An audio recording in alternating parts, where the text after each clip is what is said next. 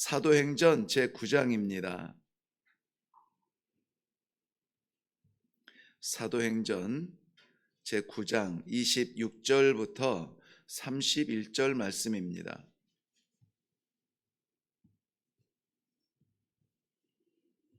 우리 함께 한 목소리로 읽겠습니다. 시작. 사울이 예루살렘에 가서 제자들을 사귀고자 하나 다 두려워하여 그가 제자 됨을 믿지 아니하니 바나바가 데리고 사도들에게 가서 그가 길에서 어떻게 주를 보았는지와 주께서 그에게 말씀하신 일과 다메섹에서 그가 어떻게 예수의 이름으로 담대히 말하였는지를 전하니라.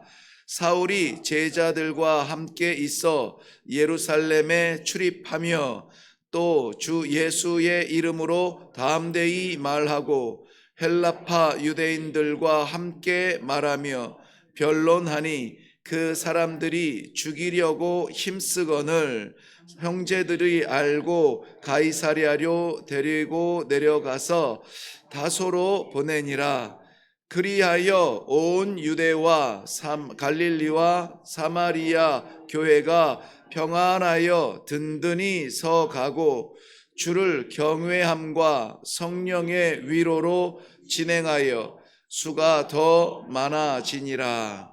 아멘. 아멘. 네, 우리 먼저 기도하겠습니다. 하나님께서 오늘도 인도하시는 그 자리마다 우리의 인생의 길이 아니라 하나님 섭리하여 주시는 영생의 길이 될 줄로 믿습니다. 어떠한 일, 어떠한 상황에 있을지라도 우리의 뜻이 아니라 아버지의 뜻이 나타나는 복된 하루가 되게 하여 주시옵소서. 순간이라도 하나님 뜻 잃어버리지 아니하도록 집중하여 주 말씀 따라 나아가는 귀한 성도들의 행진이 되도록 도와주시옵소서. 감사드립니다. 이 시간도 말씀하여 주실 줄로 믿사옵고 예수님 이름으로 기도하옵나이다. 아멘. 아멘. 산 것과 죽은 것의 차이를 혹시 알고 계시나요? 알고 계시는데 표현하기는 참 어렵죠. 생명과 죽음의 차이는 변한다는 거예요. 성장한다는 것이죠. 살아있는 것은 성장하고 발전하고 변화가 됩니다. 생명의 복음이 떨어지면은 그것이 새싹이 되고 또 그것이 나무가 되고 가지가 되어 열매를 맺는 것, 이것이 살아있다라고 하는 것을 말하는 것입니다. 오늘 본문 말씀에는 다메섹 도상에서 예수님 만난 사도 바울, 다메섹을 향하였던 원래 목적이야 예수는 그리스도라 말하는 그 입을 틀어막기 위해서 갔지만, 그런데 그가 예수를 만나고 나서는 예수는 그리스도라 스스로 증거하는 사람이 되었습니다. 그가 그 다메섹에서 변화된 삶을 살 때에 사람들은 그것을 믿지 못했습니다. 그래서 이것은 분명 저 바울이 이제 바울 그 당시는 이제 사울이라 기록이 되겠죠. 선교를 나가기 전이었고 사울이 파놓은 함정이라 여기면서 우리가 거기에 당할 줄 알아? 그리고 23절 한번 올라가 보실래요? 오늘 본문 23절. 여러 날이 지나매 이 사울이 다메섹에서 예수는 그리스도라 변화된 삶을 산 이후에 여러 날이 지나매 유대인들이 사울을 죽이기를 공모하더니, 예수는 그리스도라 복음을 전하고 있는데 유대인들은 사울을 죽이려고 합니다. 그 이후에 예루살렘으로 다시 돌아오게 되죠. 예루살렘에 돌아와서 본문 말씀에 의지하면은 제자들을 만나서 이 신앙의 영적 교류를 나누기를 원하지만 제자들이 다 피합니다. 역시 함정이라 여겼기 때문이겠죠. 그런데 성령의 인도하심을 예민하게 받는 이 바나바는 사울의 변화를 믿고 성령의 능력을 믿고 그가 이 제자들을 만나게 하고 소개하고, 바울은 만난 그 자리에서 자신을 변명하지 아니하고 늘 하던 대로 주는 그리스도라 이 복음을 나누기를 시작합니다. 그런데 이 광경을 바라보던 유대인들은 또다시 반응을 하는데요. 29절 오늘 하반절 말씀 내려가서 보면 하반절 말씀만 봅니다. 그 사람들이 죽이려고 뭐해요? 힘쓰더라. 죽이려고 힘쓰더라. 그냥 공모하는 정도가 아니라 이제는 죽이려고 저들이 기를 쓰고 이 사도를 죽이려고 한다는 것입니다. 그때에 이 형제들이 바울을 가이사랴로 보내서 고향 다소로 돌려보냅니다. 이후에 이방의 땅에도 하나님의 성령의 역사를 통하여서 예수는 그리스도라 성령의 능력들이 나타나는 것을 보고 예루살렘에서 바나바를 안디옥으로 보내게 되고, 안디옥에 도착한 바나바는 정말 이 땅에, 이방인의 땅에 할례받지 아니하는 백성 사람들이 성령의 능력을 받는 것을 눈으로 보고 이거 심상치 않다 하여 다소로 보냈던 바울을 다시 안디옥으로 불러서 거기에서 1년여간을 둘이 양육을 하게 되죠. 그리고 거기에서 선교사로 파송을 받게 됩니다. 오늘 31절 말씀은 이렇게 시작이 돼요. 그리하여 바울은 변했고, 바울은 예수를 그리스도라 증거하고, 바울은 분명히 새로운 삶을 살고 증인의 삶을 살아갑니다. 그런데 여전히 사람들은 그것을 받아들이지 못하고 죽이려 하고 죽이려 힘쓰고 해서 결국은 형제들이 피하라고 다소로 다시 돌려보내라고 이렇게 했는데, 바울의 분명한 변화가 나타나기 시작했는데 핍박은 찾아오고 이 핍박으로 인하여서 그리하여 교회는 평안하여지고 든든히 서갔다라는 말씀이에요. 뭔가 문맥은 맞지 않아요.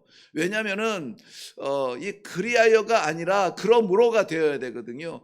그런데 그리하여 전혀 이 맞지 아니하는 이 문맥으로 오늘 시작을 하게 됩니다. 사랑하는 성도 여러분, 하나님께서 우리를 변화시키고 우리에게 생명의 복음을 심어주시고 우리는 분명히 이전의 삶이 아니라 새로운 삶을, 성도의 삶을 살아갑니다. 그런데 변화의 굴곡이 심할수록 세상과 사람들은 이해하지 못합니다. 쟤 왜 저래? 안 그랬잖아. 야, 돌아와 라고 말하면서 심지어 우리의 신앙의 생활과 복음에 대하여서 부정하며 그것을 이루어질 수 없는 일처럼 의심의 눈길을 보낼 수 있습니다. 그럼에도 불구하고 성령의 역사는 여전히 움직이고 하나님께서 작정하신 사람들을 살리며, 아니 오히려 그 공동체에 놀라운 변화가 생기는데요, 그것이 오늘 제가 말씀을 나누고 싶은 성장하는 교회의 변화입니다. 우리가 섬기고 있는 교회들마다 이러한 변화가 나타나기를 바랍니다. 왜냐하면 믿기는 하나님께서 이 땅에 세우신 십자가 지붕에 꽂고 예배를 드리고 있는 모든 교회마다 하나님의 섭리 가운데 세워진 것이고, 사람이 세운 데가 아니라 하나님께서 성령에 의해서 세우신 자리고, 그 안에는 생명의 복음이 떨어졌으므로, 거기에서는 싹이 자라므로, 거기에서는 복음의 나무가 자라서 열매를 맺음으로 변화가 되어지고 성장하고 성숙하고 자라나야 된다는 것을 우리는 눈으로 보아야만 되는 것입니다. 오늘 본문에서는 분명히 그것이 보여요. 그러한 교회가 어떠한 교회냐? 오늘 본문에 보면 온 유대와 갈릴리와 사마리아 교회가 성장했다라고 말씀하고 있습니다. 오늘은 우리가 특별히 우리 각자 섬기는 교회를 위하여서 기도하려고 합니다. 먼저는 하나님의 섭리와 성령의 역사로 우리들에게 기도의 그러한 공동체로 맡기신 제단마다 평안하여 든든히 간다라고 하는 현재형을 쓰고 있지만은 평안하여 든든히 서 가고 있는 교회가 되기를 바랍니다. 오늘 31절만 다시 한번 보겠습니다. 한 목소리로 읽습니다. 시작. 그리하여 온 유대와 갈릴리와 사마리아 교회가 평안하여 든든히 서 가고 주를 경외함과 성령의 위로로 진행하여 수가 더 많아지니라. 아멘. 평안한 교회는 성장하게 되어 있죠. 바꾸어서 말하면은 교회가 평안하지 못하면은 쇠퇴하게 됩니다. 교회의 평안은 뭐 크게 안팎의 평안이 다 이루어져야 되겠죠. 밖에서의 평안도 이루어져야 됩니다. 밖에서 외부에서의 평안은 무엇이냐면은 우리의 예배가 예배될 수 없도록 방해하는 것들이죠. 방해하는 세상의 세력들이고 그러한 권력들이고 그러한 억울함들입니다. 예배를 드릴 수 없는 상황이 되는 것입니다. 그런데 교회가 성장할 때에는 이러한 외부적인 그런 압박들과 제약들이 사라진다는 거예요. 길이 열린다는 것입니다. 예배드릴 수 있는 환경이 된다는 것이에요. 그럼에도 불구하고 예배드리지 못하는 나 자신을 보면은 뭔가 게을러지고 교회의 성장과 이 복음의 성숙이 아니라 나 자신의 삶 속에 매여 있다라고 하는 그런 긴장감을 가져야 된다는 것입니다. 교회가 이제는 마음껏 예배드릴 수가 있고 그 교회는 예배의 현장으로 변해가고 있습니다. 그럴 때는 하나님께서 외부의 평안을 다 씻어주시고 이제는 마음껏 예배 드려야 된다는 것이죠. 예배에 우리는 집중하고 신중하고 진정 있는 예배를 드려야 됩니다. 내부적으로도 이 안으로도 우리의 평안이 자리 잡아야 됩니다. 교회 안에서 어떠한 문제든지 마찰이 일어나지 않도록 우리는 기도해야만 됩니다. 사탄과의 싸움도 정말 하나님께서 도와주지 아니하시면 버겁고 어려운 영적 전쟁입니다. 거기에 온 교회가 하나가 되어서 집중해서 이 전쟁의 승리의 깃발을 꽂기까지 하나가 되어서 기도해야 되는데 교회 안에 혹여라도 문제가 있거나 이런저런 일들 때문에 아픈 생각이 있거든. 그것을 위해서 우리가 판단하고 심판하는 기회가 아니라 그것을 위하여서 기도해야만 됩니다. 그러므로 오늘 여기에서 성장하는 이 교회처럼 교회가 평안하여 든든히 서가는 그러한 놀라운 역사가 우리 섬기는 교회들마다 나타나기를 바라고, 특별히 우리가 기도하는 이러한 공동체로 허락하신 이 일의 교회를 위해서도 그것을 위하여서 기도해 주시기를 부탁드립니다. 교회 안에 이러한 평안함이 자리 잡기 위하여서는 우리들이 해야 될 몇 가지 일들이 있습니다. 먼저는 온전히 교회 주인 되신 하나님께 올려지는 예배가 되어야 됩니다. 사람이 즐겁고 사람이 만족하는 예배가 되어서는 안 됩니다. 그 사람 가운데 가장 가까운 사람 나예요. 내가 만족하는 예배가 되어서는 안 된다는 것입니다. 내가 드려져서 하나님께서 기뻐 받으시는 예배요, 내가 드려져서 내가 희생당하고 내가 쓰임받아서 하나님께서 기뻐하시는 공동체가 되어 가고 있는가에 대한 긴장성을 가지고 있어야 된다는 것이죠. 그러므로 철저하게 우리 교회가 인본주의에 냄새나지 않고 인본주의의 색깔 드러내지 아니하고 철저하게 하나님 앞에 올려지는 기도, 하나님 앞에 올려지는 찬양, 하나님 앞에 올려지는 예배가 되게 하여 주시옵소서. 사람 입만 맞추면은, 사람 기분 좋게 하려면은 하나님 앞에 올려지는 예배라 말할 수가 없습니다. 이러한 예배가 되지 않도록 우리는 힘써 기도해야 될 줄로 믿습니다. 뿐만이 아니라 교회 안에 마찰이 되어지는 것들을 그것을 우리는 하나님께서 교회의 질서대로 정리할 필요가 있습니다. 공동체를 혼란케 하는 거친 것들이 다 낮아지고 정리가 되어서 하나님 앞에 나아가는 그러한 길로 다시 회복될 수 있기를 우리는 기도해야만 될 줄로 믿습니다. 두 번째는 이러한 성장하는 교회들을 보면 성령의 위로로 진행하였다라고 말하고 있습니다. 성령의 위로로 진행하였다. 되어져가는 일들이 성령의 위로와 함께 되어져 갔다. 왜 성령의 위로가 필요할까요? 위로라고 하는 것은 격려요 권고입니다. 그런데 왜 성령의 권고가 필요했고 위로가 필요했을까요? 왜 필요했을까요? 성령의 위로가 아니면 견딜 수 없는 어려움들이 있는 겁니다. 평안하여 든든히 서갔다라고 하는 것이 내면의 세계 말씀이 든든하여 세워져가는 그러한 교회라고 하는 것이지 어려움이 없다는 것이 아니에요. 그런데 이 어려움들을 누가 위로해 줍니까? 성령께서 위로해 주십니다. 성령께서 위로해 주세요. 사람 곁에서 사람에 의존하지 아니하고 기도 가운데 하나님께서 위로해 주시는 그러한 위로가 정말 새로운 힘을 주고 새로운 이 성령의 시대를 열어갈 수 있다라고 하는 것입니다. 사람 세워져 가는 교회가 아니라 성령의 인도하심과 위로가 있는 그러한 성도들의 삶과 교회가 될 수 있도록 우리는 기도해야만 될 줄로 믿습니다. 이 성령의 능력은 어디에서 오는가? 하나님 앞에 우리가 진실하게 기도할 때, 하나님의 말씀에 아멘할 때에, 그리고 이러한 교회를 사모할 때에 성령께서 변함없이 오늘도 우리를 통하여서 그 일들을 이루어 주실 줄로 믿습니다. 성장하는 교회는 무엇보다 그 수가 많아졌다라고 말하고 있습니다. 이것은 성장했다라고 하는 것의 그 표면적인 표현이기도 하고, 당시에 이 복음의 불씨가 떨어져서 세상을 덮어야 하는 그런 상황에서 숫자적인 확장은 분명히 필요했습니다. 그렇다고 해서 숫자적 확장이 부흥을 전부를 말하는 것은 아니에요. 여기서 말하는 이 교회 성장의 지표, 숫자냐 내면의 질서냐 질이냐라고 말할 때 어느 것 하나 우리는 포기할 수가 없습니다. 자라고 무성하여지고 많은 열매를 맺히어지는 것이 복음의 성질이라면 우리는 그 가운데에서 숫자에 매이지 아니하고 질적인, 요즘 과일을 보면은 많이 달린 것도 귀하지만은 그 과일의 맛을 잘 내야 됩니다. 모양만 갖춘다고 해서 그것이 좋은 과일이라 말하지 않습니다. 그러므로 우리 교회가 성장하기 위해서는 숫자적으로 많이 부흥하는 것도 좋지만은, 그러나 질적인 정말 하나님의 말씀이 역사하고 성도다운 삶을 살아가는 그러한 박자가 잘 맞을 때에 비로소 건강한 성장이 일어난다라고 말할 수가 있겠습니다. 그러므로 사랑하는 성도 여러분, 오늘 우리는 섬기게 허락하신 교회를 위해서 기도해야만 되겠습니다.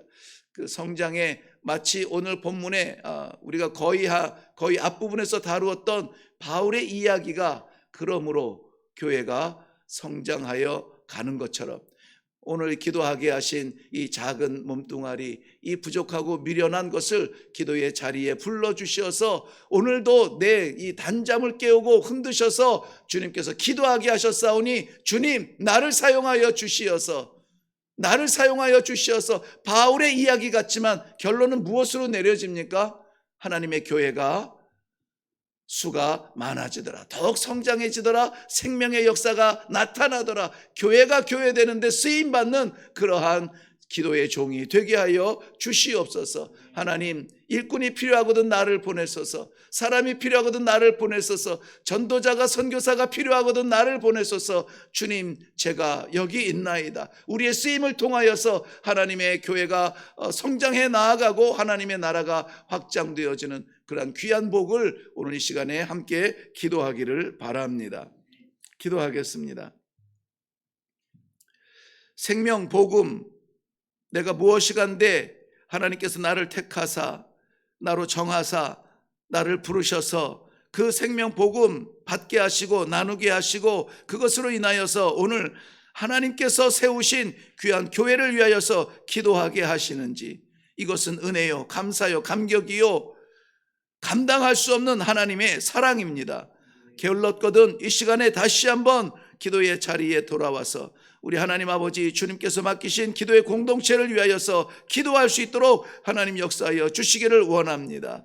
우리를 사용하여 주시옵소서. 기도의 종들의 입술과 저들의 가슴을 사용하여 주시어서 섬기시는 교회마다, 하나님의 제단마다 오늘 이 놀라운 역사가 나타나 모든 교회가 다 평안하여 든든히 서가고 어떤 어려움 속에서도 성령의 위로로 말미암아 거침없이 멈춤없이 하나님께서 하나님 나라를 향한 이 길을 걸어낼 수 있도록 축복하여 주시옵시고, 안팎에 귀한 질적 양적 성장이 나타나는 하나님의 교회들이 다 될 수 있도록 역사하여 주시옵소서. 감사드립니다. 예수님의 이름으로 기도하옵나이다.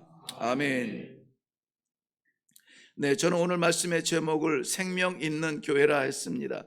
생명 있는 교회. 그 생명은 심어지고 떨어진 것입니다. 복음의 생명으로 떨어졌고 복음의 사람으로 오늘 이렇게 심어지게 됩니다. 심겨진 그 마음 속에 우리 섬기는 교회를 위해서 기도합니다.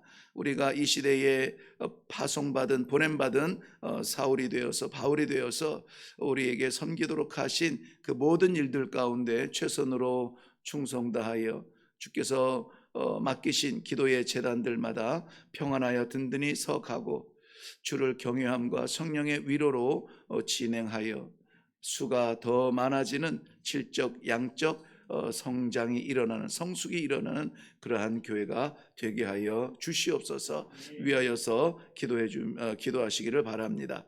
우리 다 같이 기도하며 내려가도록 하겠습니다.